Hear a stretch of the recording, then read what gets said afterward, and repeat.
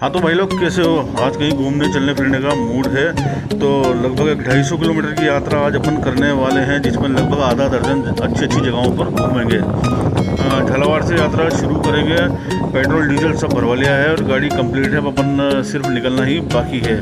तो यात्रा शुरू करते हैं। सबसे पहले हम जाएंगे भानपुरा के छोटे बड़े महादेव, जिसके बाद मिनी गोवा। मिनी गोवा बोले तो वही कमला बीच, जहाँ पर आजकल लोग दीवानों की तरह जा रहे हैं। मिनी गोवा के बाद हम जाएंगे तारकेश्वर महादेव, जहाँ पर एक बहुत ही बड़ा नेचुरल स्विमिंग पूल और काफ़ी बड़ा झरना गिरता है जो दिमाग को हिला कर रख देता है। उसके बाद हम जाएंगे चतुर्भुज नाला, जहाँ पर एक मंदिर भी है और वहाँ की रॉक पेंटिंग्स काफ़ी मशहूर हैं, जिनको देखने के बाद थोड़ा स्नान का मज़ा लेंगे और सीधे पहुँचेंगे गांधी सागर डैम, जहाँ पहले तो डैम को निहारेंगे और बाद में वहाँ पर पड़ा हुआ क्रोकोडाइल्स यानी मगरमच्छों को देखेंगे।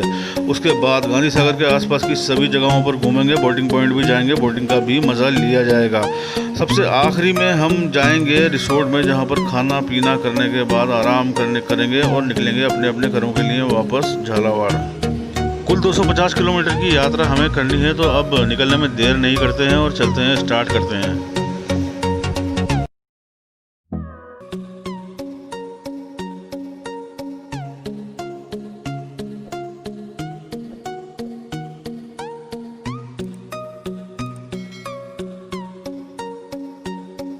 श्री छतरपुर पहुंच गए हैं हम। ये राजस्थान का अंतिम छोर है और यहाँ से हम मध्य प्रदेश की सीमा में प्रवेश कर जाएंगे। यहाँ रेल की पटरी ही राजस्थान और मध्य प्रदेश की सीमा रेखा है। तो दोस्तों अब हम मध्य प्रदेश की सीमा में घुस गए हैं।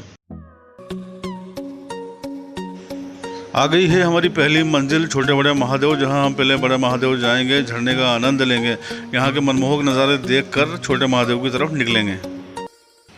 ऊंचे ऊंचे पहाड़ों से गिरता बड़े महादेव का ये झरना लोगों का दिमाग हिला डालता है और यहाँ पर नहाने में इतनी मस्ती का अनुभव होता है कि शायद ही कहीं पर होता हो। इसलिए लोग जब यहाँ आते हैं तो सिर्फ नहाते हैं और कुछ नहीं करते।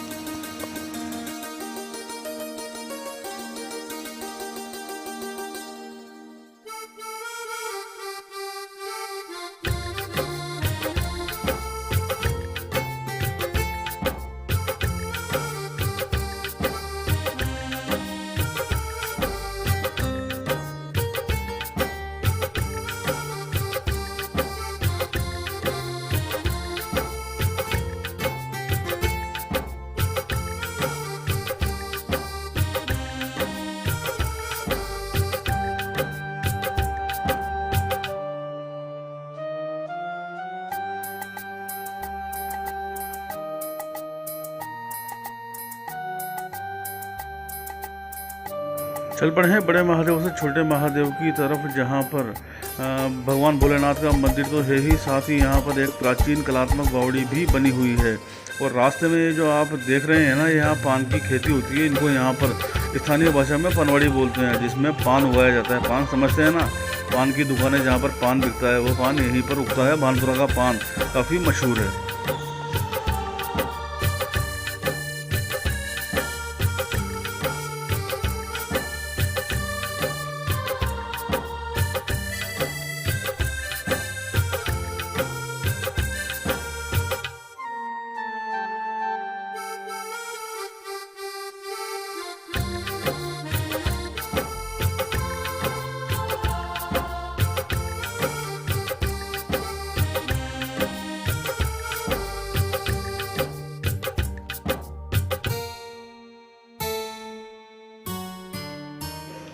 पहली मंजिल से तो रूबरू हो लिए, अब हम चलेंगे अपनी दूसरी मंजिल की ओर, जो काफ़ी रोमांचक है।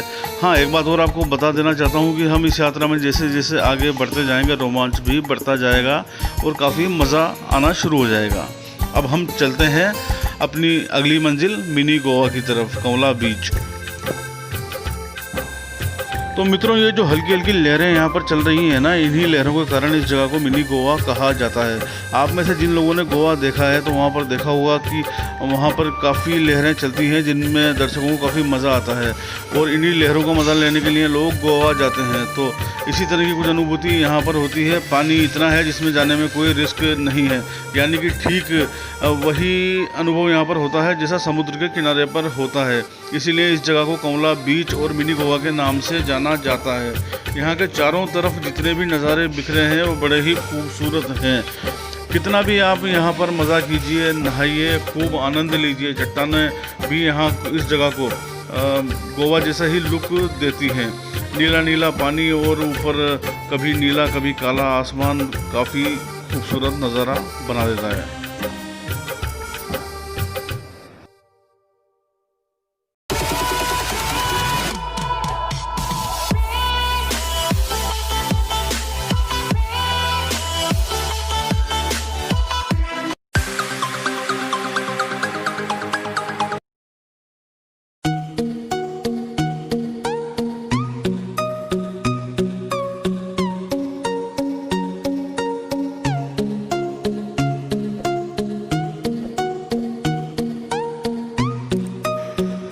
चलते हैं अपनी यात्रा के तीसरे पड़ाव यानी तारकेश्वर महादेव की तरफ, जहां पर अब लगभग हम पहुंचने ही वाले हैं।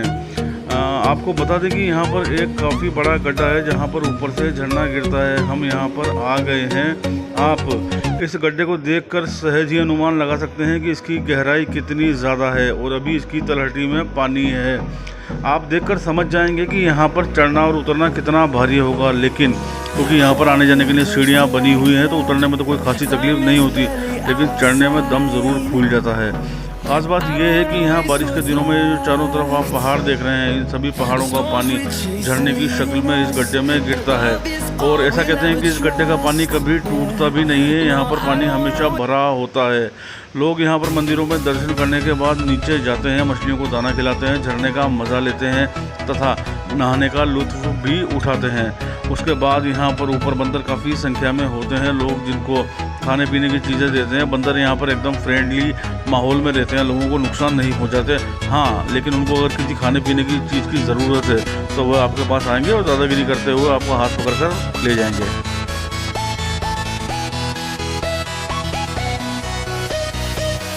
पानी में तैरती हुई इन मछलियों को दाना खिलाने में यहाँ पर काफ़ी मज़ा आता है और लोग मछलियों के लिए दाना ज़रूर लेकर आते हैं। दूसरी बात, यहाँ इस कुदरती स्विमिंग पूल के चारों तरफ कुछ घाट भी बने हुए हैं जहाँ नहाने में आसानी होती है।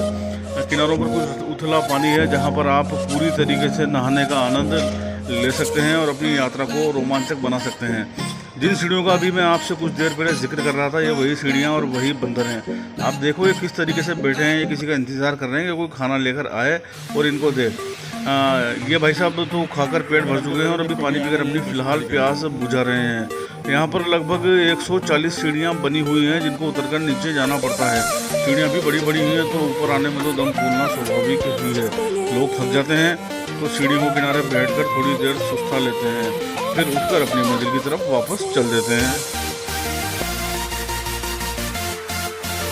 अब हम गांधी सागर अभयारण्य यानी कि वाइल्ड लाइफ सेंचुरी में प्रवेश कर चुके हैं और जा रहे हैं चतुर्भुज नाले की तरफ, जहां पर भगवान चतुर्भुज नाथ का मंदिर भी है और एक स्विमिंग पूल नुमा गड्ढा बना हुआ है जिसमें लोग खूब नहाते हैं। और उसके बाद में रॉक पेंटिंग्स जो यहाँ पर काफ़ी मशहूर हैं, जिनको शैल चित्र भी कहते हैं, उनको देखने का मज़ा लेते हैं। कहा जाता है कि ये शैल चित्र और रॉक पेंटिंग्स लगभग 3500 साल पुरानी हैं, यानी कि 3500 साल पहले यहाँ पर रहने वाले लोगों ने इनको बनाया था, जो आज भी सुरक्षित और सुरक्षित हैं। लोग इनको देखने आते हैं और देखकर काफ़ी अभिभूत हो जाते हैं। लोग ये सोचने पर मजबूर हो जाते हैं कि आज से हज़ारों साल पहले भी लोग ऐसी सोच रखते थे और इस तरह की पेंटिंग्स बनाया करते थे। कुछ लोग ये सोचने पर मजबूर होते हैं कि आखिर क्या सोचकर उन लोगों ने ये पेंटिंग बनाई थी। इसके अलावा इस नाले में एक स्विमिंग पूल जैसा गड्ढा बना हुआ है जिसमें डूबने का खतरा ज़रा भी नहीं है और नहाने में काफ़ी मज़ा आता है। हाँ, पानी यहाँ का ज़रूर थोड़ा काला काला सा नज़र आता है, लेकिन कहते हैं कि पानी यहाँ पर सैकड़ों फीट ऊंची चट्टानों से छनकर आता है, इसलिए उसका रंग काला हो जाता है। तो काले पानी का रंग देखकर घबराइए मत और खूब नहाने का मज़ा लीजिए। पानी में कूदिए, नहाइए, फिर बाहर निकलिए, फिर नहाइए और अपनी अगली मंजिल की तरफ चलिए।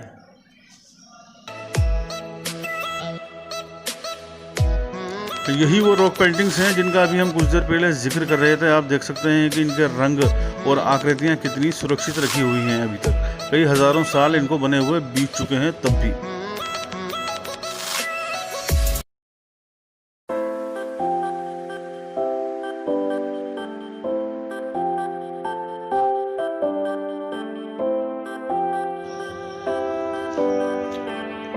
तो दोस्तों फाइनली अब हम गांधी सागर बांध के लिए निकल रहे हैं। यहाँ से कुछ ही दूरी पर गांधी सागर बांध है, जिसकी नींव भारत के पहले प्रधानमंत्री ने रखी थी। तभी से यह बांध आज तक सीना ताने चंबल नदी के पूरे वेग को थामे हुए खड़ा है।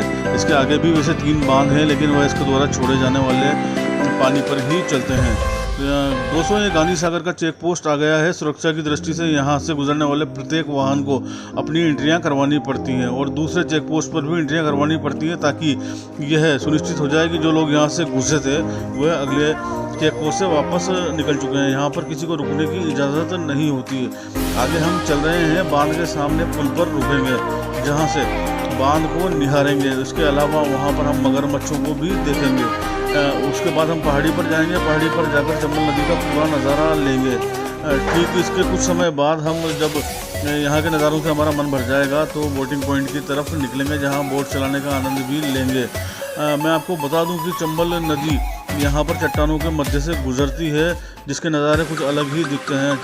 चंबल नदी के चट्टानों से गुजरने के कारण यहाँ पर पहाड़ कट चुके हैं और कई तरह की आकृतियाँ यहाँ पर बनी हुई हैं, जिनको देखकर आदमी को ऐसा लगता है कि वह किसी अलग ही दुनिया में आ गया है।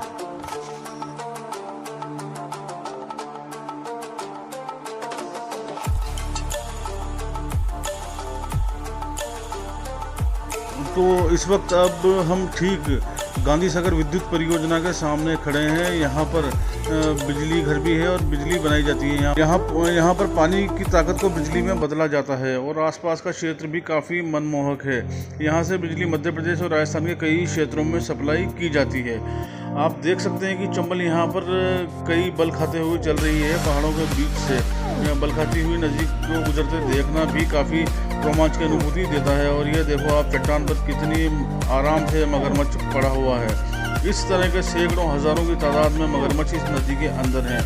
डैम के क्षेत्र में भी कई मगरमच्छ यहाँ पर दिन भर ऐसे ही पड़े रहते हैं। जब धूप निकलती है तो ये चट्टानों पर आ जाते हैं और धूप का मज़ा लेते हैं। उसके बाद पुनः पानी में उतरकर शिकार करते हैं। पेट भरने के बाद फिर आ जाते हैं। आप ये देखिए, पानी में भी एक मगरमच्छ पड़ा हुआ है, जिसको अपने आसपास क्या हो रहा है इस चीज़ से ना तो डर है ना उसको किसी बात की चिंता। वो पूरे मज़े कर रहा है। यहाँ पर लोग रुककर इन मगरमच्छों को देखते हैं और काफ़ी रोमांचित होते हैं। बच्चों को खास तौर पर इन मगरमच्छों को देखने के बाद काफ़ी मज़ा आता है।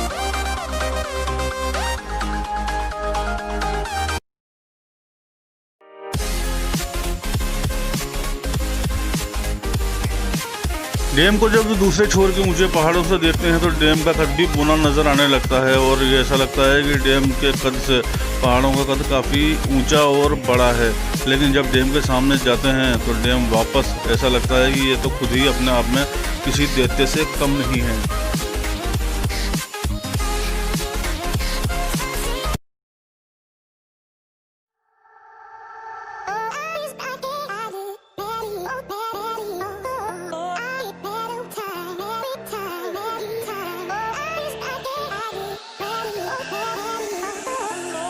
अब हम चलेंगे बोटिंग पॉइंट की तरफ, जहाँ से लोग बोटिंग का मज़ा लेते हैं। यहाँ पर एक क्रूज़ भी चलता है और कई बोट भी चलते हैं, लेकिन अभी कोरोना का संक्रमण चल रहा है, इसलिए यहाँ पर बोटिंग बंद है। लेकिन पास ही एक मनमोहक झरना चलता है, जिसका नज़ारा भी हम यहाँ से खड़े होकर ले सकते हैं।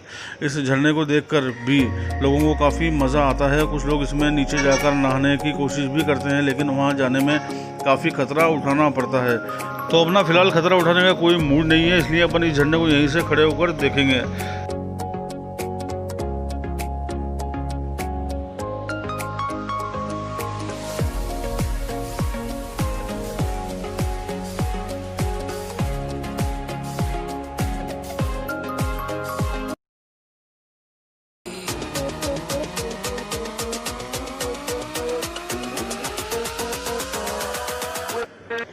सफ़र का आखिरी पड़ाव गांधी सागर का वह रिसोर्ट जो भी नया बनाया गया है। पहले यहाँ पर सरकारी गेस्ट हाउस नंबर 3 हुआ करता था, जो इतने अच्छे तरीके से मेंटेन नहीं होता था। अब इसको क्योंकि निजी हाथों में दे दिया गया है, तो कंपनी ने इसको काफ़ी अच्छे से सार संभाल कर मेंटेन किया हुआ है। अब इसमें काफ़ी अच्छे अच्छे बगीचे लगा दिए गए हैं। कैफेटेरिया भी इसका बहुत अच्छा है। रेस्टोरेंट इसमें चलता है। रुकने के लिए कमरे भी मिल जाते हैं। हाँ, थोड़े महंगे ज़रूर हैं, लेकिन अब क्योंकि इस इलाके में इसके अलावा कोई विकल्प ही नहीं है, तो आदमी करे तो आखिर क्या करे। खाने का टेस्ट भी कोई ख़ास तो नहीं, लेकिन खाने लायक है। कीमतें कुछ ज़्यादा ज़रूर होती हैं। यहाँ से चंबल नदी का वह नज़ारा दिखता है जो कहीं से भी नहीं दिखता। यहाँ से चंबल नदी नहीं बल्कि एक समुद्र नज़र आती है। इस रिसोर्ट में बगीचे अच्छे तरीके से बनाए गए हैं, जहाँ पर बच्चों के लिए झूले, चक्री वगैरह वगैरह काफ़ी सारी चीज़ें लगाई हैं, जहाँ पर बच्चों का मनोरंजन काफ़ी अच्छे से हो जाता है। और ये ठीक खड़ी चट्टानों पर चंबल के किनारे बना है, जहाँ से चंबल को देखने का भी अलग ही मज़ा आता है। यहाँ पर बच्चे, बूढ़े, सभी प्रकार के लोग आकर काफ़ी मज़ा मारते हैं और उन्हें यहाँ पर आना काफ़ी अच्छा लगता है। जगह यहाँ पर उस वक्त से ही बनी हुई है जब से इस गांधी सागर बांध और इन रेस्ट हाउस का निर्माण हुआ था। यहाँ से नदी बिल्कुल नीचे दिखती है, काफ़ी घना जंगल नीचे नज़र आता है और नदी का पार्ट इतना चौड़ा है कि वह किसी समंदर से कम नहीं दिखती। इस रिसोर्ट में कैफेटेरिया और रेस्टोरेंट भी काफ़ी अच्छे हैं, जहाँ पर मंदी मंदी रोशनी में बैठकर नाश्ता करना या खाना खाना और कॉफ़ी पीना काफ़ी लोगों को पसंद आता है। लोग यहाँ पर टाइम बिताना काफ़ी पसंद करते हैं और विशेषकर इस गोलाकार छतरी में खड़े होकर पहाड़ों और नदियों को निहारना लोगों को काफ़ी अच्छा लगता है। लोग यहाँ पर कई घंटे भी बिना बोरियत महसूस किए आराम से गुजार लेते हैं, जिन्हें कहीं जाने की इच्छा ही नहीं होती कि वह इस जगह को छोड़कर कहीं दूसरी जगह पर जाएं। तो दोस्तों, आज का हमारा टूर लगभग पूरा हो चुका है। हमने खाना खा लिया है और सब बाकी घूम लिए हैं, सारे काम निपटा लिए हैं। तो अब वापस झालावाड़ की तरफ निकलते हैं, अपने अपने घरों को जाएंगे, क्योंकि मौसम भी अब बारिश का हो रहा है और बारिश शुरू हो चुकी है। रास्ता काफ़ी पहाड़ी क्षेत्रों से गुजरता है, ऐसे में दिक्कत होने की संभावनाएं बनी रहती है। इसलिए अब झालावाड़ के लिए वापस रवानगी लेते हैं।